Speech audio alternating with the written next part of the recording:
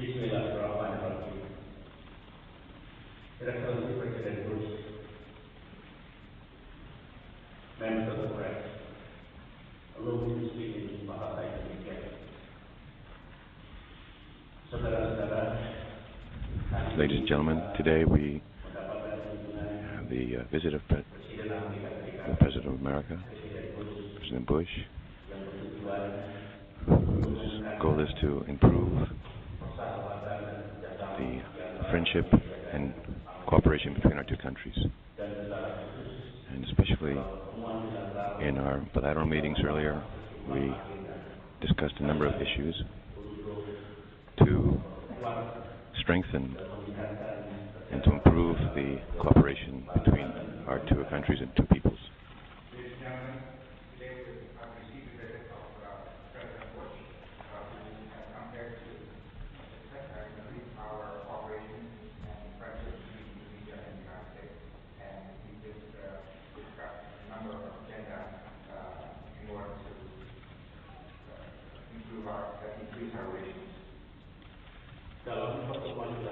In our bilateral meetings, we began with expressions of thanks and appreciation to the support and cooperation from the United States to Indonesia in areas of economic support, trade, education and health, technology, military assistance, and others.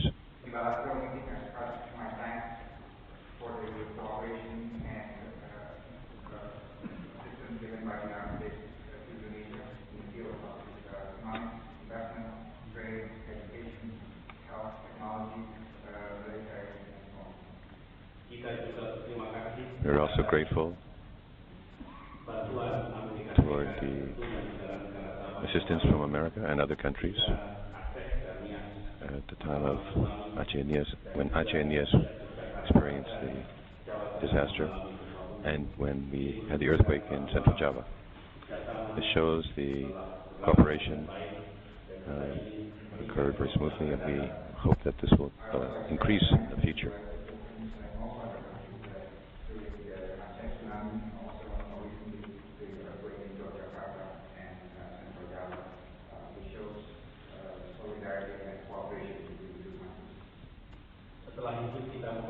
After that, we discussed in more detail how to improve the cooperation between America and Indonesia.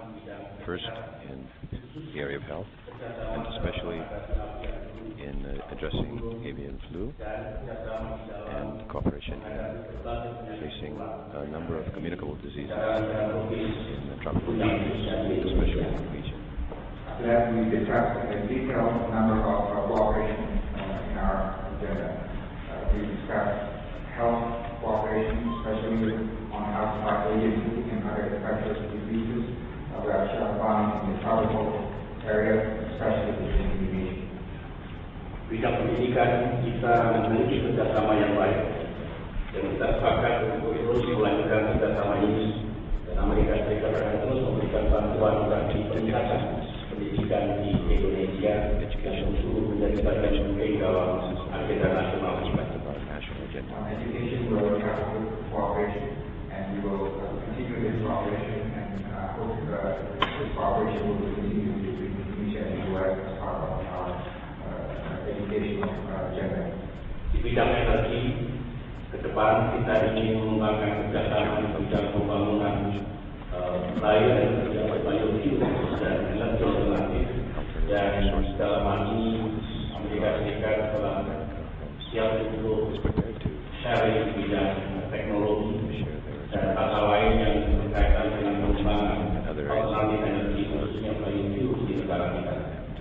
We also discussed energy, and we spent time discussing bioenergy fuels, and I'm glad that President Bush has said that he will share technology and other matters related to development of alternative energy.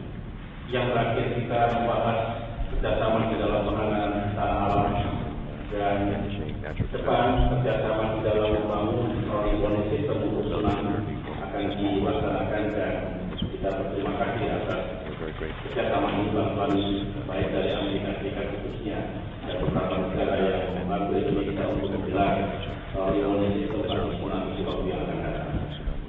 Lastly, we discussed how to do natural justice, especially on how to build an early warning system in Indonesia. I express my appreciation to the assistance given by the United States government, and we also cooperate also with other countries on building early warning system. Dalam pertemuan bilateral ini kita juga bertukar pikiran terhadap masalah-masalah global baik di Asia maupun Timur Tengah, misalnya berkenaan dengan situasi di Korea, situasi di Iran maupun Palestina, dan kita tentunya bersepakat untuk saling terbaik atas progres yang kita lakukan. We also discussed a number of international issues, global issues such as the situation in the Middle East, the situation in North Korea, Iraq, and also Palestine, and of course we agree on the need to find a solution to these issues. Setelah pertemuan bilateral tadi, saya bertemu dengan sekretariat para tokoh-tokoh masyarakat, para pakar yang membahas tentang bagaimana kerjasama di bidang-bidang yang kita bahas tadi. Untuk follow the advice dari rakyat kita melalui suatu kerjasama di antara Amerika Serikat dan Indonesia dalam diskusi pengawasan secara terbuka, produktif, kritis, dan tentunya sangat baik untuk kita dengar bersama agar kerjasama di waktu yang akan datang benar-benar bisa untuk kepentingan rakyat Indonesia khususnya dalam meningkatkan taraf hidup dan hal-hal lain sebagai pembangunan kita. After discussion with the leaders, we also had a meeting with the leaders and we discussed all the things that we discussed already in the last meeting, especially on how to improve the quality of life and how to use the U.S. partnership to improve those quality of life. The discussions were open, frank, constructive, sometimes critical, and what was important is that we try to discuss cooperation on how to make immediate restoration touch on the lives of our people. Demikian penjelasan bersama silakan Presiden untuk memberikan penjelasan. Mr. President, thank you very much. Thanks for the invitation to come back to your beautiful country. Laura and I are thrilled to be here. We're looking forward to our dinner tonight with you and your wife, your delegation. You lead a large and diverse nation with a very bright future. During my visit here, we're going to continue to work to build a relationship between our two nations that will last beyond the immediate, relationship that should last for decades to come. It's important to our nation that we have good, strong relations with Indonesia. We've just come from the APEC summit in Vietnam, and the people of Indonesia should know that when their elected leader speaks, other leaders listen, as do I. President, you're well respected in the international community, and I appreciate your perspective on global and international issues, and thank you for sharing them with me again today. This afternoon, we also discussed bilateral initiatives that will expand opportunity for the people of Indonesia, and at the same time deepen our partnership. We support your country's reform efforts, Mr. President. I thank you for your leadership on that important issue. The Indonesian president understands that economic reform and fighting corruption and investing in people will help this important nation succeed. We are committed to helping you on all these initiatives. Last week we signed a $55 million Millennium Challenge Account threshold agreement.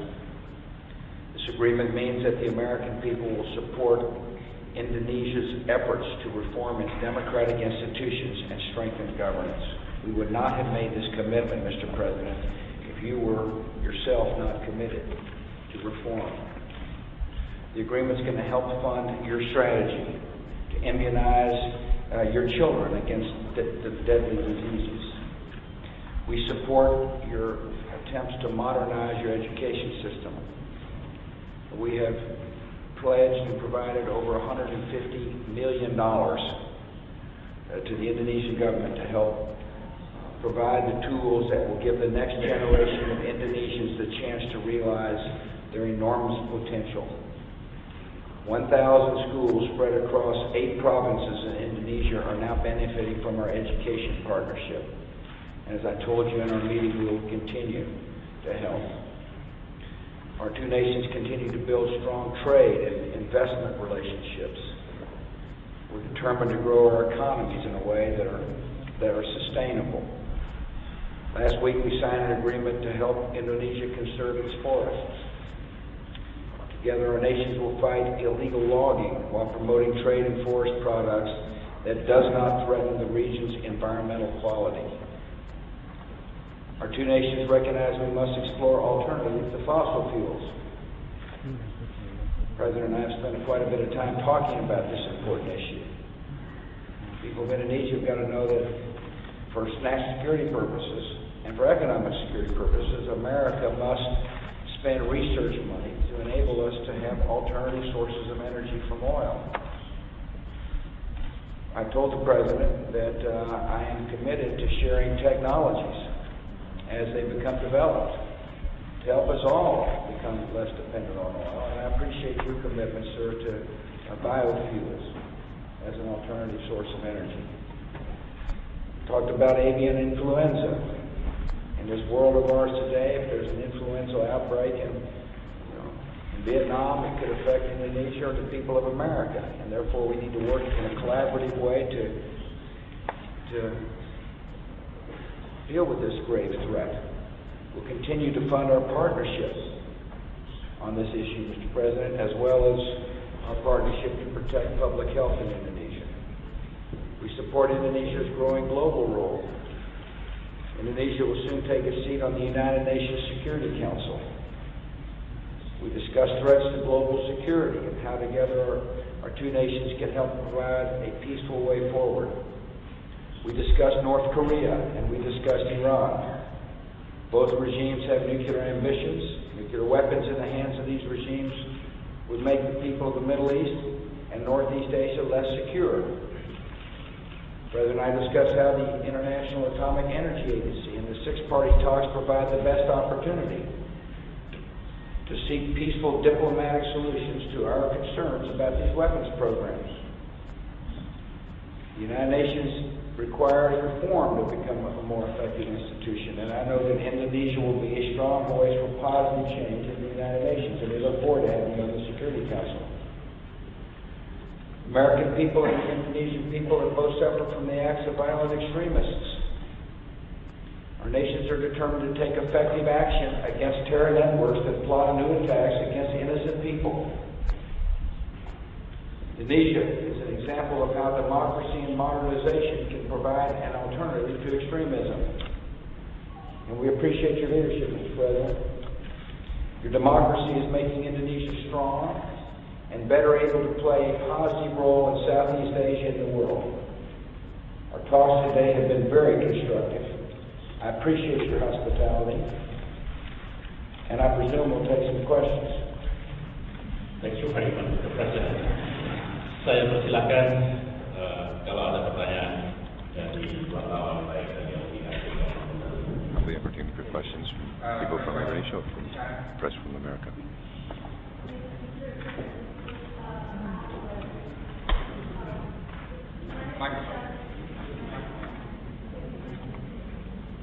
Thank you. My name is Isyana. I'm from TV7 Indonesia. I would like to ask you, as you mentioned before, that Indonesia now is going towards democratization, and how do you think the process of the democratization in Indonesia is, the progress of democratization is going on? And I have a second question. How many get to ask here in Indonesia? Excuse me? How many questions you get to ask? Keep firing away. That's a bad example for the American press. Well, lots of Indonesians think that you have a hidden agenda going here, such as securing your Exxon deal in Natuna. And what is your comment on that? Thank you. Well, we didn't discuss it. You didn't? No, we did not discuss it. You asked about Indonesian democracy.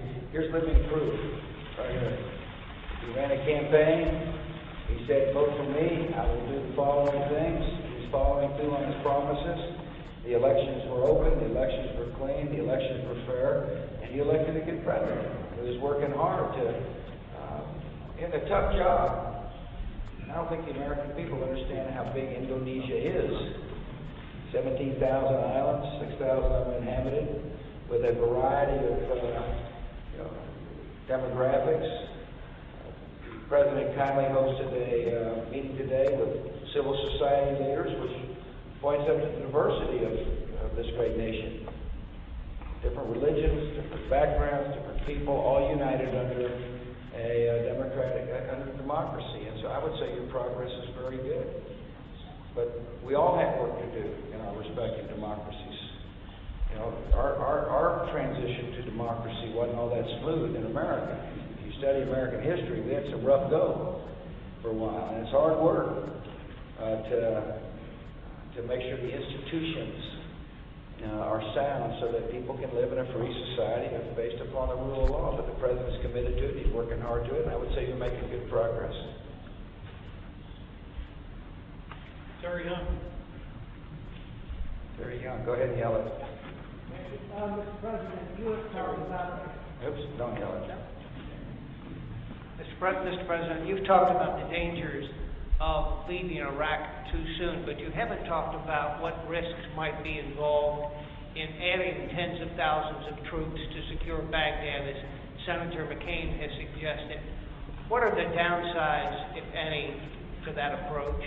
And I'd like to ask the President of Indonesia, what suggestions did you make to President Bush about his Iraq policy? Terry, we haven't made up, I haven't made any decisions about troop increases or troop decreases, and won't until I hear from a variety of sources, including our own United States military. As you know, General Pace, who's the chairman of the Joint Chiefs of Staff, is in the process of evaluating a lot of suggestions from the field and from people involved with the Central Command as well as the Pentagon. And they will be bringing forth these suggestions and recommendations to me here as quickly as possible. But so I have no need to comment on something that may not happen. But if it were to happen, I will tell you the upsides and downsides. My view on how could we work together in ending conflict in Iraq and finding proper and realistic solution for Iraq is that global community must be also responsible in solving the problems in Iraq. Talking about long-term state building, nation building in Iraq, I think it's not only the responsibility of the missions of the United States and other countries who are now involved in Iraq, but of course is the role and responsibility of other nations as well, other communities as well. Indonesia believe very strongly if we could work together, if we share and exchange our ideas, then there must be a proper and realistic solution in the long term in finding again a proper solution of project. Good for Iraq, good for neighboring countries, good for the U.S., good for Indonesia, and good for whole communities in the world. Good evening from TVRI. My name is Vicky, Government Television. I would like to ask Mr. President Bush. President Bush's investment and trade relation between the United States and Indonesia is strong. In energy sector, the United States is a long-standing partner of Indonesia. As you probably know, Indonesia is currently developing alternative energy, mainly biofuels. Are you willing to cooperate in this area? And can the United States share its technology to succeed Indonesia effort in developing biofuel? Thank you. Yeah, thanks. I'm very supportive of biofuel initiatives, starting in our own country. It's important for us to develop alternative ways to power our vehicles if we want to become less dependent on oil. And so, for example, we're now consuming about 5 billion gallons of ethanol, which is a fuel made in our case from corn. The President and I spent a fair amount of time talking about the ability to develop biofuels, particularly in Indonesia's case from sugar cane as well as palm oil. And the technologies are available to convert sugar into ethanol. For example, the country of Brazil powers its automobiles with about 85% of all fuels from ethanol, from sugar cane. The other interesting fact for people to understand is that the technology to have a gasoline-driven automobile be powered by ethanol is very simple. It's called flex fuel automobiles, and so we're on the beginning stages of really a change in how we consume energy, and it's in the world's interest that we promote biofuels. Where the United States needs to go, though, is that we can't rely upon corn only to develop our ethanols, and so we're spending a lot of money on cellulosic research, and that is the ability to convert wood chips, for example, to ethanol. And as those technologies become feasible and economic, we will share them with other countries. It's in our interest, in the U.S. interest, that others use biofuel as well as our own. So I'm optimistic about the technologies that are developing. I'm also realistic to understand it's going to take a while to get them, to bring them to make them economic. But we're spending a lot of money on this type of research. And the President needs to know that as it becomes commercially capable, we'll share it. Ben?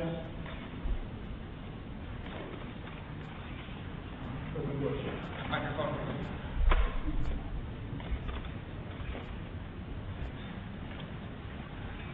President Bush, here in the world's most populous Muslim nation, thousands have demonstrated for days saying that your policy in the Middle East and Iraq and elsewhere is anti-Islamic.